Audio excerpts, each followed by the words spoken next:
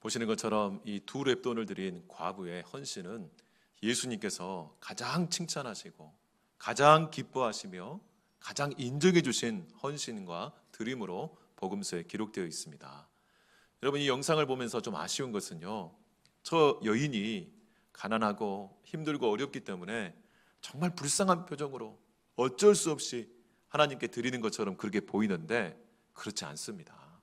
정말 저 여인은요, 너무나 하나님이 주신 그 은혜와 그 감동이 너무나 컸기 때문에 정말 기뻐하는 마음으로 자기에 있는 그 모든 것들을 정말 기쁨으로 자원해서 드렸다고 성경은 말씀합니다. 그래서 저 영상을 보면 저 여인이 정말 찬송하고 감사하고 기쁜 표정으로 자신감 있게 당당하게 드린 표정이 되어야지 더 성경적이라고 할 수 있습니다.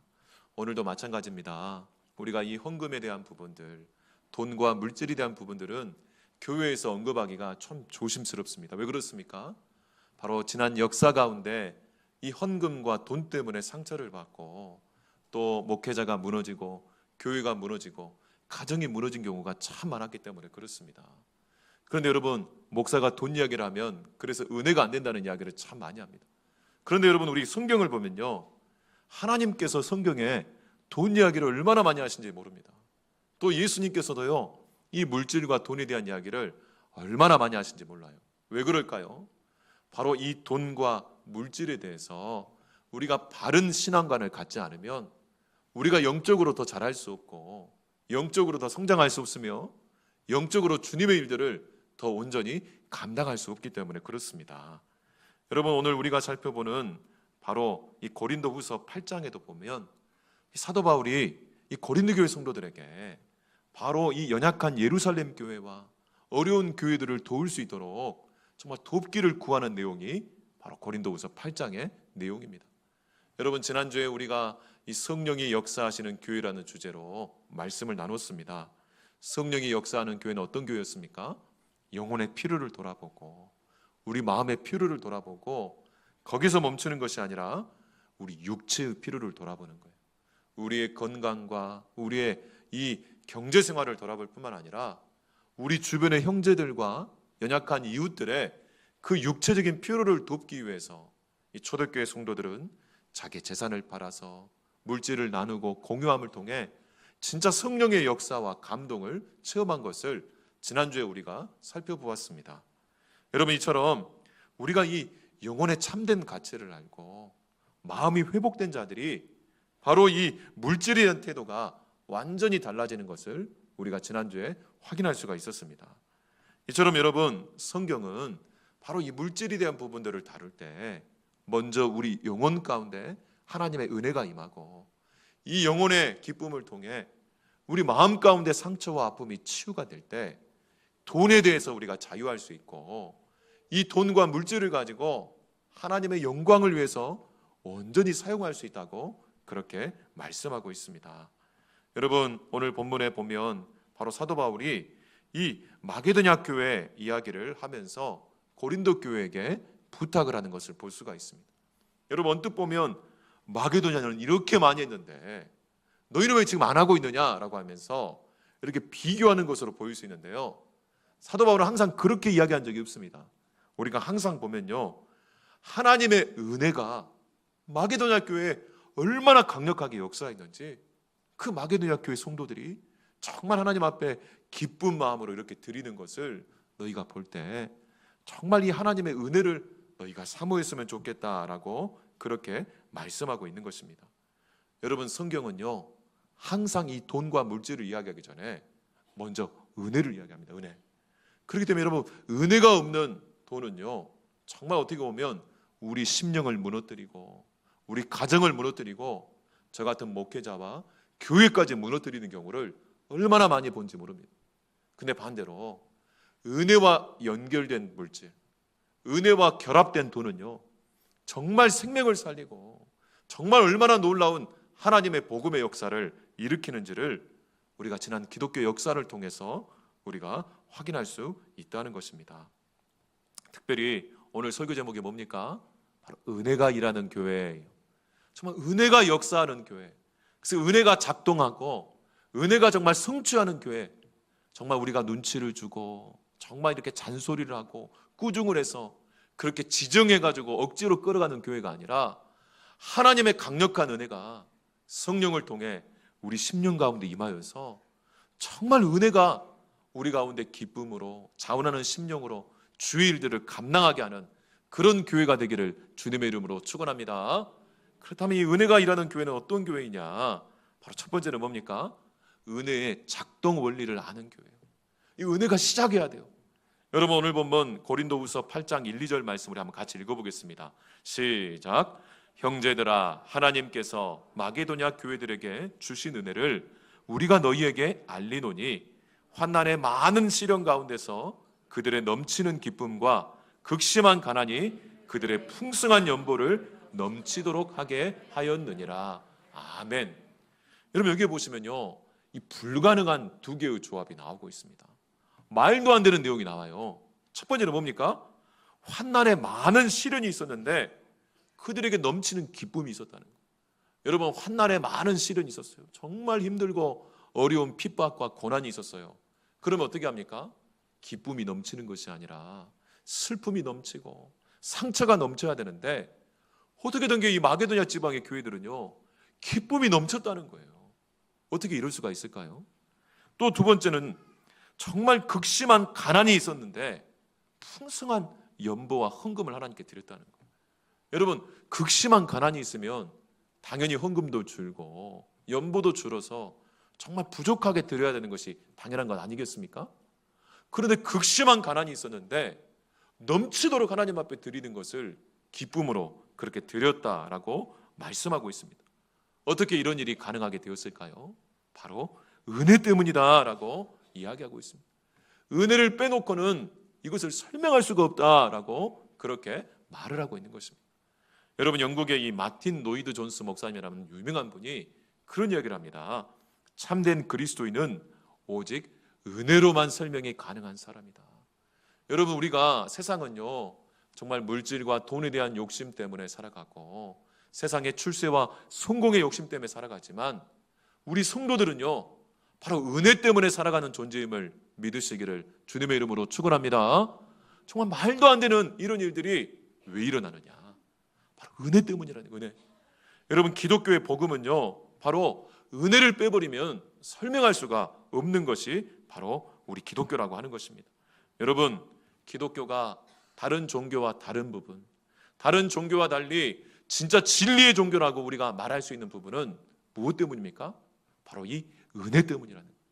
그러므로 이 복음의 은혜, 이 성령의 은혜가 무엇인지를 모른다고 하면 우리는 그냥 다른 종교와 별 차이가 없는 종교일 뿐만 아니라 어쩌면 그것보다 더 못할 수도 있다는 겁니다. 그런데 반대로 우리가 은혜가 무엇인지를 제대로 알기 시작하면 정말 우리 가운데 역사하시는 이 성령의 능력, 성령의 역사가 얼마나 놀랍도록 일하시는지, 열매 맺으시는지, 결과를 만들어 가시는지를 진짜 체험할 수밖에 없다는 거예요. 그래서 여러분 우리가 교회 가운데서 목사님이 잘하시니까, 장로님이 잘하시니까, 누구 집사님이 잘하시니까 이렇게 사람이 일하는 교회가 아니라 진짜 성령이 역사하셔서 은혜가 일하는 교회가 되기를 주님의 이름으로 축원합니다.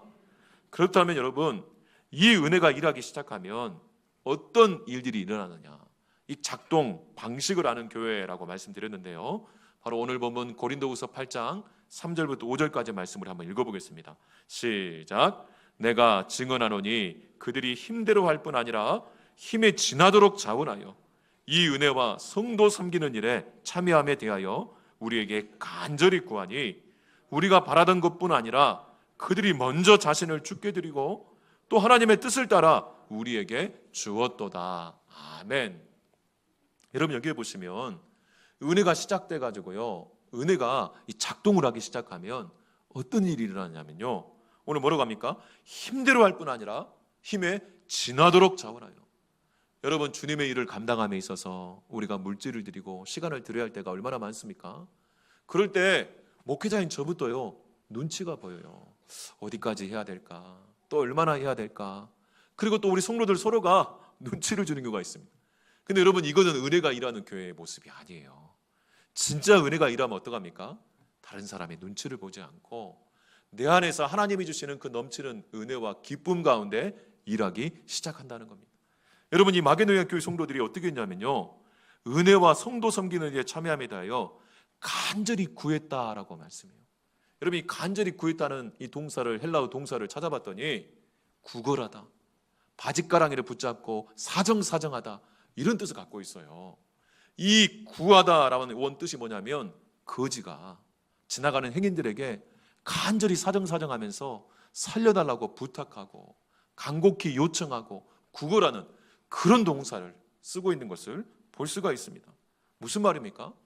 이 마게도냐 교회 성도들이요, 정말 우리도 이 다른 교회 섬기는 일에 동참할 수 있도록 우리에게 좀 기회를 주십시오. 제발 우리 제외하지 말고 우리에게도 이 은혜를 동참할 수 있는 여건과 기회를 허락해 주십시오라고 그렇게 사도 바울에게 사정사정했다는 겁니다. 여러분, 사도 바울은요, 이 마게도냐 지방의 교회, 어떤 교회일까요? 이 마게도냐 지방은 어떤 지방이냐면 오늘날 그리스가 있는 이 발칸반도의 북쪽입니다. 그리고 고린도 교회는 이 남쪽이에요. 이 북쪽에 어떤 교회가 있었습니까? 사도 바울이 처음 유럽에 개척했던 바로 빌립보 교회가 있었고, 그 밑에 바로 데살로니가 교회가 있었고, 그 밑에 바로 베레아 교회가 있었어요. 이 세 개의 교회를 지칭하는데요, 여러분, 이 세 개 교회의 특징은 뭘까요? 정말 핍박과 박해가 많았어요.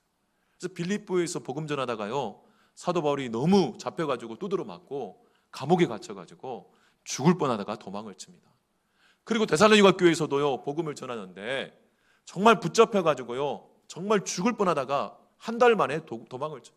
여러분, 데살로니가 교회는 사도 바울이 한 달도 머물지 못하고요, 그 이후로는 한 번도 방문을 못했어요. 그런데 그 한 달 동안 있었던 그 복음의 역사가 이 성도들 가운데 놀랍게 역사해서요, 사도 바울 목사님이 도망치고 나니까 그 데살로니가 교회에 가정 집을 제공하고 물질을 섬겼던 이 야손이라는 장로님을 오히려 로마 당국이 데리고 가서 핍박을 하고 박해를 합니다. 여러분, 베레아 교회도 마찬가지고 이 세 개 교회들은요, 정말 극심한 핍박과 박해가 여전히 있었어요. 그러다 보니까 이 성도들이 정상적인 일상생활을 할 수가 없어서 가난하고 너무너무 힘든 그런 형편의 교회들이었어요. 그래서 사도 바울이 예루살렘 교회를 돕기 위해서 이렇게 모금을 하고 또 사람들에게 구제헌금과 감사헌금을 요청하고 선교헌금을 요청하면서 이 마게도냐의 이 세 개 교회는 너무나 힘든 것을 사도 바울이 알았기 때문에 그들에게는 요청을 안 한 겁니다. 그들에게는 선교편지 보내지 않은 거예요. 근데 이 사실을 누가 알았어요? 이 세 교회 성도들이 안 거예요. 그래서 사도 바울에게 편지를 보내가지고 강력하게 요청하는 거예요. 왜 이 일들에 우리를 제외시키느냐? 우리가 이 하나님의 은혜에 참여하는 일에 우리도 꼭 들어가고 싶으니까 제발 우리에게 이 은혜에 동참할 수 있는 기회를 주십시오라고 그렇게 구걸하듯이 간절히 바짓가랑이를 붙잡고 사도 바울에게 그렇게 요청했다는 겁니다. 여러분, 정말 이 마게도냐 지방의 성도들은 어떤 생각이었던 겁니까? 정말 주님의 몸된 교회를 위해, 선교를 위해, 다른 어려운 형편의 정말 성도들과 교회들을 돕고 구제하고 선교하는 일이 자기들에게 얼마나 특권이고 얼마나 놀라운 기회인지를 그들은 알았던 겁니다. 그래서 정말 그렇게 요청했어요. 여러분, 이 구걸은 어떻습니까? 세상의 관점으로 보면 주는 자가, 받는 자가 주는 자에게 구걸하잖아요. 그렇지 않습니까? 없는 자가 있는 자에게 한 분만 도와주십시오라고 손을 빡싹 빌면서 그렇게 구걸하잖아요. 우리 친구들 그렇지 않습니까? 그런데 성경의 관점은요, 은혜의 관점은요, 오히려 있는 사람이 없는 사람에게 구걸하는 거예요. 내가 도와줄 수 있도록 제발 기회를 주십시오. 여러분, 가지고 있는 사람이 가지고 있지 않은 사람에게 도울 수 있도록 기회를 달라고 그렇게 사정사정하고 요청하는 일들이 일어나게 된다는 겁니다. 무엇 때문에요? 바로 하나님의 은혜 때문이라는 거예요. 그래서 여러분, 세상은 언제나 가지고 있는 사람, 주는 쪽을 갑이라고 그래요. 갑을. 그리고 없는 사람, 도움을 받는 사람을 을이라고 그러죠. 세상은 갑질이잖아요. 갑질. 정말 돕는 사람이 정말 강자이고 있는 사람이 강자예요. 근데 여러분, 성경의 관점은요, 은혜의 관점은요, 오히려 갖고 있는 사람이 을이 되어서 없는 사람, 도움을 받아야 할 사람을 갑으로 여기고 그 사람들을 도울 수 있도록 사정사정하고 제발 내가 이 도울 수 있는 기회를 달라고 그렇게 요청하는 일들이 일어나게 된다는 거예요. 이게 바로 은혜가 역사하는 교회의 모습이고 은혜가 작동하는 교회의 아름다운 모습이다라고 하는 겁니다. 그렇다면 이 마게도냐 지방의 교회 성도들은요, 왜 이렇게 할까요? 바로 그들은 이 성도들을 돕고 선교사님들을 돕고 이 어려운 교회를 돕는 일을 정말 두 번 다져오지 않을 정말 특권으로 얘기했던 거예요. 정말 도울 수 있고 하나님의 은혜에 동참할 수 있는 자기들에게 주신 축복의 교회로 여겼기 때문에 그렇게 할 수 있었다는 겁니다. 이처럼 여러분, 은혜가 임하기 시작하면요, 우리의 형편과 처지를 넘어서 다른 사람을 바라보게 되고 우리를 넘어서 더 넓은 세상, 넓은 하나님의 역사를 바라볼 수 있는 눈이 열리게 된다는 겁니다. 근데 여러분, 반대로 은혜가 없으면 어떨까요? 정말 풍성하게 가지고 있어도요, 늘 부족하게 돼요. 풍성하게 가지고 있으면 넘치는 기쁨이 있어야 되는데 오히려 원망하고 불평하고 더 없이 사는 경우가 얼마나 많은지 몰라요.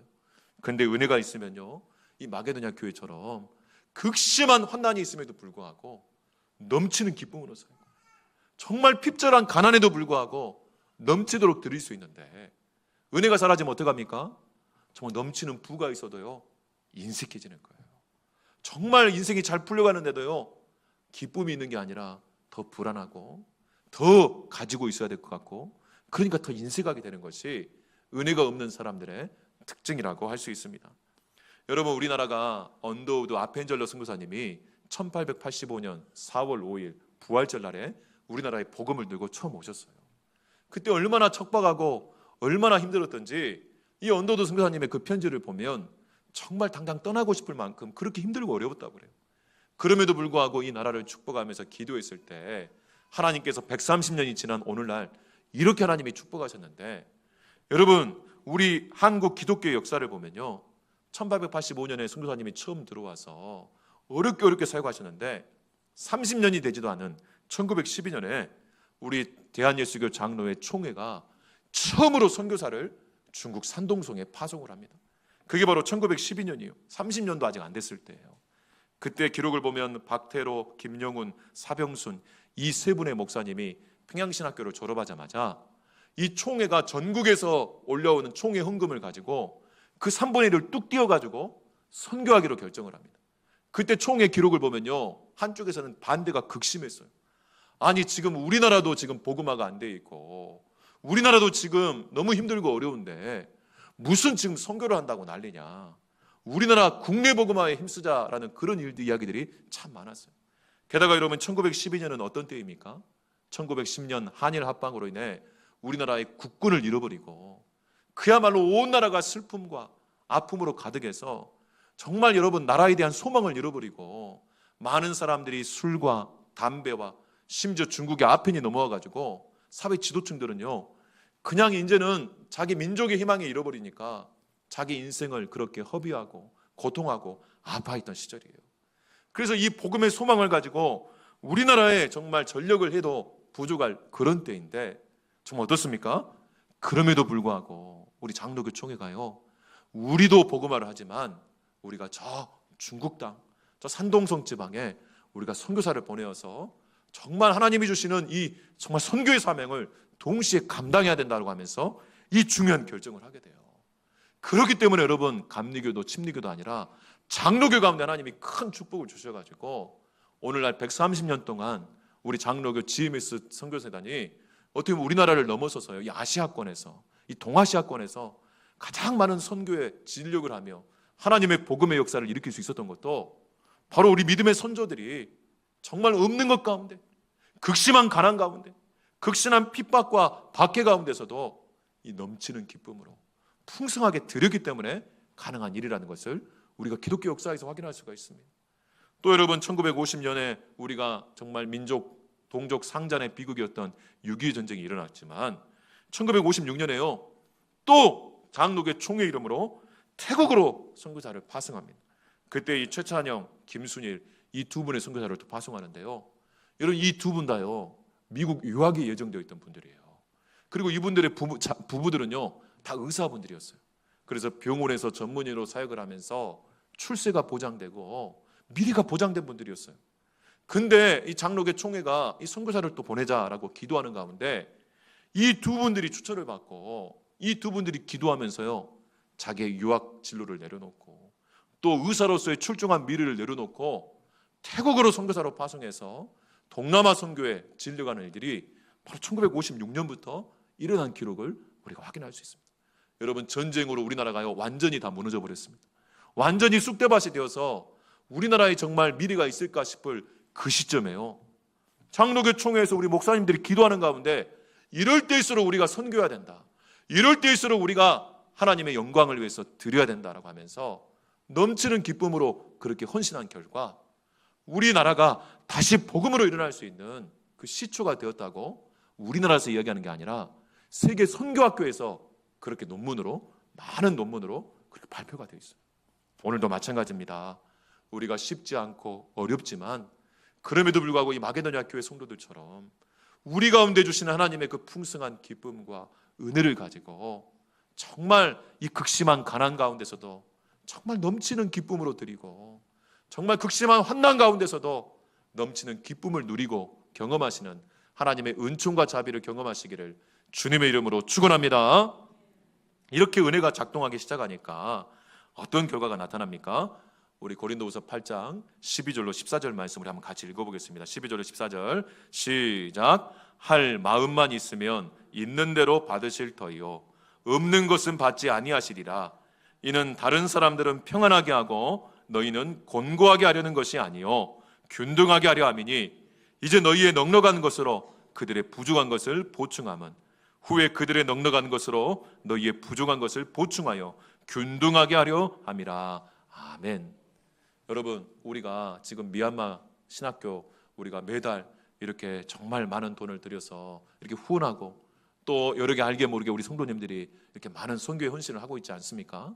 또 우리 70주년 기념교회가 지금 우간다에서 지금 지어지고 있고, 다음 주에 또 제가 사진으로 좀 보여주면서 이제 구체적으로 여러분들에게 선교의 동참을 요구하겠지만, 여러분 정말 이 우리가 돕는 것은요, 아까 말씀드렸잖아요, 우리가 돕기 때문에 갑이 되는 게 아니에요. 우리가 이렇게 드림으로 인해서 하나님 뭐라고 합니까? 그들의 넉넉한 것으로 우리를 채워주실 것이다. 여러분, 우리가 돈은 있지만요 은혜가 없을 때가 많아요. 그런데 선교 현장은요 돈과 물질은 없지만 넘치는 은혜와 기적들이 있는 공간이에요. 근데 그곳에서 우리를 위해 기도하고 섬겨줄 때 우리가 복을 받는 거예요. 제가 여러분 지난번 미얀마 개혁장로교 그 설립하신 우리 정우디 선교사님이 정말 두 달 전에 오셨을 때 그 이야기를 하시더라고요. 날마다 새벽마다 우리 선교사님들과 우리 신학생들이 우리 후원이사 교회를 위해서 그렇게 극심하게 눈물을 뿌리며 그렇게 간절히 기도한다는 거예요. 제가 그게 얼마나 감사한지 모르겠어요. 여러분 정말 순수한 마음으로 그 복음의 기적이 일어나는 현장에서 우리 교회를 위해, 우리 성도들을 위해 그렇게 진심으로 하나님께 축복을 바라며 기도할 때 여러분 그 기도가 얼마나 아름답게 응답되겠습니까? 제가 지난 금요일에도 말씀드린 것처럼 조지 밀러 목사님이 뭐라고 했어요? 기도는 저축이라고 했어요. 기도는 하늘 창고에 하나님의 놀라운 축복을 담아놓는 저축하는 바로 저축이라고 했는데, 우리가 여러분 이렇게 어려운 교회를 돕고 없지만 우리가 우리의 물질을 흘려보내고 우리의 시간과 우리의 있는 것을 흘려보낼 때 정말 여러분 그들이 갑이 되어서 우리를 축복하고 우리를 위해 기도할 때 정말 하나님의 놀라운 역사가 서로에게 유익함으로 돌아오게 된다고 말씀하고 있는 것입니다. 이 축복을 우리가 누리기를 주님의 이름으로 축원합니다. 그래서 여러분 교회가 사명을 감당하지 못하는 것은요 돈이 없어서가 아니에요. 사람이 없어서가 아니에요. 뭐가 없어서입니까? 은혜가 없어서요. 은혜가. 여러분 이 베레아 교회, 데살로니가 교회, 빌립보 교회 오늘 학자들이 분석하면요 채 30명, 50명도 안 되는 그런 연약한 교회였다고 그래요. 그 사람들에게 무슨 돈이 있고 무슨 사람이 있겠습니까? 무슨 건물이 있겠습니까? 언제 어떻게 붙잡혀서 순교를 당할 위험이 있는 그런 교회들이었는데요. 근데 그들이 돈도 없고 사람도 없고 힘들고 어려웠지만 그들 가운데 강력한 은혜가 있었기 때문에 놀라운 하나님의 역사가 이 마게도냐 교회의 성도들의 헌신을 통해 일어나는 것을 우리가 기독교 역사를 통해 확인할 수 있는 것처럼 오늘도 이 하나님의 은혜가 우리 가운데 있어서 아름다운 열매를 맺는 복된 은혜가 있기를 주님의 이름으로 축원합니다. 여러분 마지막으로 우리 이사야 60장 4절로 5절 나눔지에 있습니다. 우리 함께 마지막으로 한번 읽어보겠습니다. 시작. 내 눈을 들어 사방을 보라. 무리가 다 모여 내게로 오느니라. 내 아들들은 먼 곳에서 오겠고 내 딸들은 안기어 올 것이라. 그때 내가 보고 기쁜 빛을 내며 내 마음이 놀라고 또 화창하리니 이는 바다의 부가 내게로 돌아오며 이방 나라들의 재물이 내게로 돌아옵니다. 아멘. 여러분, 제가 올해 1월 1일 신년 벽두 예배 때도 제가 말씀드린 것처럼 올해 우리 교회가 70주년 기념을 앞두고 하나님 어떻게 해야 될까요? 기도하는 가운데 주신 감동이 바로 이사야 60장 말씀입니다. 그래서 60장 1절부터 3절까지 우리가 예배 때마다 이렇게 봉독하는 이유가 무엇입니까? 하나님이 우리에게 확신 가운데 주신 말씀이기 때문에 그래요. 그래서 우리가 일어나서 빛을 발할 터인데 후속 따라오는 복이 뭐냐면 오늘 4절부터 5절까지. 여러분, 제가 한 번도 그런 경험이 없는데 기도 가운데 말씀을 주신 특별한 경험이 있었는데 저 오늘도 이 말씀 붙들고 기도해요. 제가 지난 금요일에도 조지 밀러 목사님의 고백을 얘기하면서 말씀 가지고 기도할 때 응답이 난다고 말씀드리지 않았습니까? 여기 보면 뭐라고 합니까? 반드시 우리 아들들이 돌아올 것이라는 거예요. 우리 딸들이 안개 올 것이라는 거예요. 믿으시면 아멘. 우리가 지난 역사 가운데 많이 떠났고 또 상처와 아픔 가운데 있는 우리 자녀들, 아들들, 딸들이 있는데 바로 그들이 하나님께 돌아오게 하시겠다고 분명히 말씀하셨어요. 그러면서 뭐라고 얘기합니까? 하나님의 은혜 가운데 주님의 선교와 사명을 감당할 수 있는 물질이 돌아오도록 만들어서 하나님의 역사를 이루게 하실 것이라고 분명히 이 5절에서 말씀하고 있어요. 저는 이 말씀을 붙들고 새벽마다 기도할 때마다요, 얼마나 벅차오르는지 몰라요. 여러분, 이제 올해도 바로 6월 이제 한 달 2주 남았습니다. 이제 이 6월 전반기까지는 우리가 은혜를 가지고 우리 마음을 기경하고 척박한 땅을 기경했다고 하면 이제 여러분 7월 첫 주 맥주 감사주일 때 우리가 찬송으로 하나님께 영광을 돌리면서 이제 이 후반부는 이 기경된 땅에 이제 씨앗을 심으면서 하나님께서 어떻게 자라나게 하시는지, 어떻게 역전시키시는지, 어떻게 우리 교회와 가정과 우리 심령에 반전의 역사를 일으키시는지를 우리가 좀 체험하기를 주님의 이름으로 축원합니다. 오늘 말씀 생각하면서 함께 기도하겠습니다. 하나님 아버지, 감사합니다. 주님 진심으로 사랑하시는 우리 귀한 성도들, 오늘도 성령께서 우리를 감동하셔서 주의 전에 나와 하나님의 성호를 찬양하며 하나님의 진리의 말씀, 약속의 말씀을 붙잡고 기도하게 해주심을 감사합니다. 당장의 극심한 핍박과 박해와 환난 가운데 있고 당장의 극심한 가난과 어려움 가운데 있을지라도 하나님이 이 은혜를 회복하게 하셔서 정말 하나님 아버지, 하나님의 그 영광의 통로가 되고 영광의 도구가 되는 것이 얼마나 아름답고 놀라운 일인지를 우리가 체험할 수 있도록 붙들어 주시고 영혼이 잘됨같이 범사가 잘 되어지고 육체까지 강건함을 얻는 놀라운 축복의 역사, 반전의 역사가 이제는 우리 심령과 가정과 교회 가운데 가득하게 나타날 수 있도록 역사하여 주시옵소서. 그리하여 하나님 아버지, 우리 아들들이 돌아오고 딸들이 안개 올 수 있도록 붙들어 주시고 주의 일들을 감당할 수 있는 물질과 능력들이 은혜 가운데 우리에게 부어지는 것을 체험할 수 있도록 복 내려 주시옵소서. 모든 것 감사드리며 예수님 이름으로 기도하옵나이다. 아멘.